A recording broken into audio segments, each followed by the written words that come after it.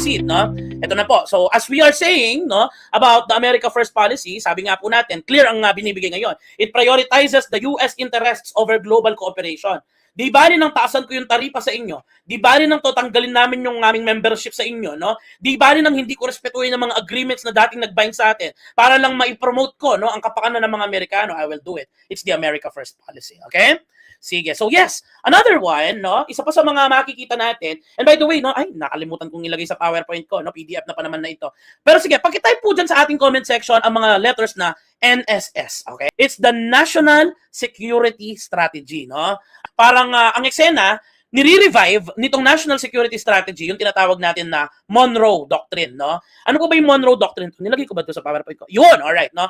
It revives what we call the Monroe Doctrine, no? Ano bang pinapakita ng Monroe Doctrine? Once upon a time, no, in our global history, parang nagkaroon ng Monroe Doctrine na simple lang naman ang premise. Ang United States of America ang mag-guide sa Americas. Ang mag-guide sa mga lugar dyan sa West, okay? Para ngayon, nire-revive niya yon, okay? Nire-revive niya yon sa pamamagitan ng pagkakaroon nitong Western Hemisphere Strategy, no? Ang gustong i-assert ngayon ni Donald Trump, baka ang China makuha niya yung East, no? So, dapat ang West akin. Di ba? Kung ang China, baka maagaw pa niya yung East na yan, pero ang West dapat sa akin. So, anong ginagawa niya ngayon?